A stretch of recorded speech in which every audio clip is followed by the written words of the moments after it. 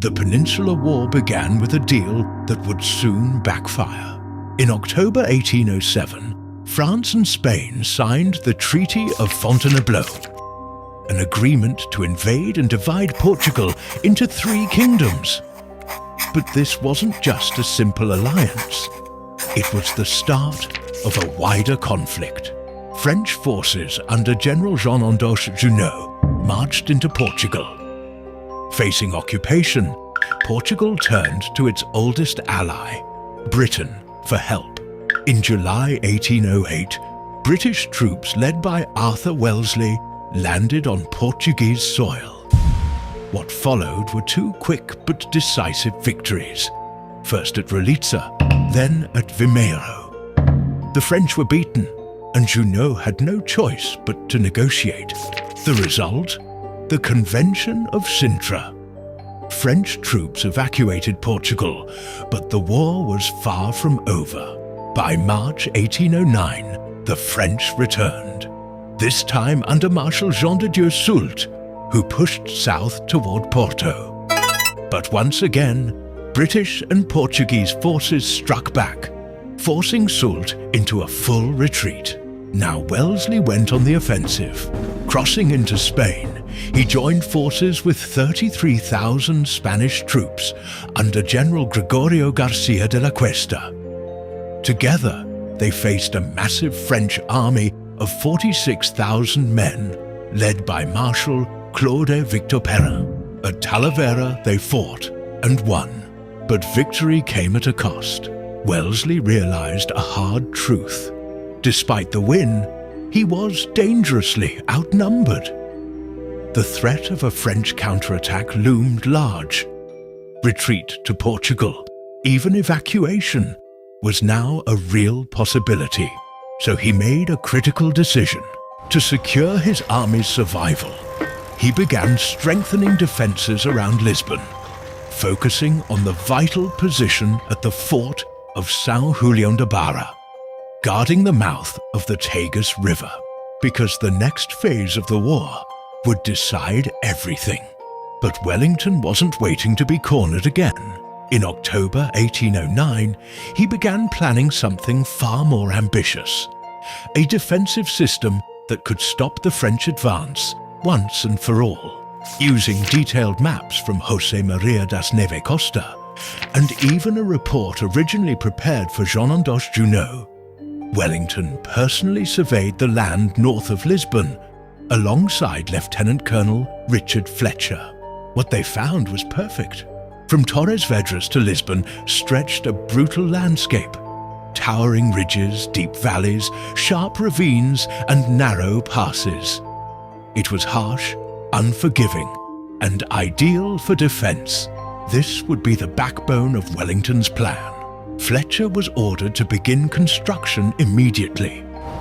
What followed was a massive network of fortifications, interlocking forts, redoubts, flooded zones, and hidden defenses built directly into the terrain itself. Roads were carved through the hills, allowing troops to move quickly between strongpoints.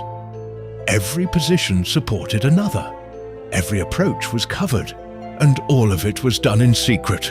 The project was supervised by Fletcher, assisted by Major John Thomas Jones, along with British and Portuguese engineers. Remarkably, the entire system cost less than $200,000, one of the most efficient military investments ever made. By early 1810, construction was in full swing. Then came disaster. In August 1810, the fortress of Almeida fell to the French. The threat was now immediate and urgent. In response, thousands of Portuguese civilians were conscripted to accelerate the work. The race was on. By October, as French forces advanced toward Lisbon, the defenses were ready. They didn't know it yet, but they were marching straight into a wall. Even after the French retreat, construction never stopped. By 1812, over 34,000 men were still working on the Chtot, expanding, strengthening, preparing for the enemy's return. In total, 152 fortifications were built, armed with 648 cannon. This was no ordinary defense. This was the lines of Torres Vedras, the shield that would protect Portugal and break the French advance. But Wellington didn't stop at just one line of defense. He built layers. Behind the main lines of Torres Vedras stood a final safeguard, a third line positioned near Lisbon, guarding the vital Tagus estuary. This was the last fallback, designed to protect a full retreat, or even a complete evacuation by sea if everything else failed, because Wellington planned for the worst. With the Royal Navy controlling the coastline and dominating the Tagus, a French naval invasion was unlikely. But there was still a dangerous possibility. What if the French tried to outflank everything? If they marched south along the left bank of the Tagus? They could bypass the main defences and approach Lisbon from an unexpected direction. Wellington closed that gap too. A fourth line was constructed south of the river, in the Almada region, directly opposite Lisbon. Stretching over 7 kilometres, it was packed with 17 redoubts, trenches, and 86 artillery pieces. It wasn't just a token defence. This line was manned by 7,500 troops, marines and local forces ready to stop any crossing or surprise attack. Now, Lisbon was fully shielded. North, west and south. Every approach was covered, every route blocked, every weakness reinforced. This wasn't just a defensive position anymore. It was a fortress system designed to trap an entire army. And when the French finally advanced, they would find no way through. But the strength of the lines wasn't just in walls and cannons. It was in communication.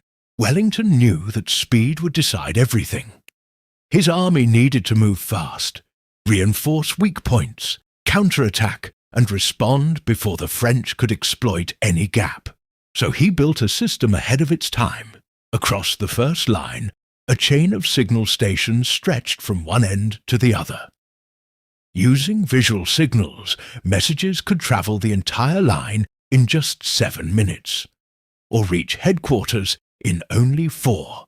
In an age of slow couriers, this was revolutionary. With only 20,000 men needed to hold the first line, Wellington kept his main army free, ready to strike wherever the enemy showed weakness. This wasn't just a defensive system. It was a living, breathing battlefield machine, able to think, react, and fight as one. When the French finally arrived, expecting another easy advance, they didn't face a retreating army. They faced a perfectly coordinated defense, one that could see them, signal faster than them, and stop them at every turn. The lines of Torres Vedras didn't just defend Portugal. They broke the momentum of Napoleon's empire.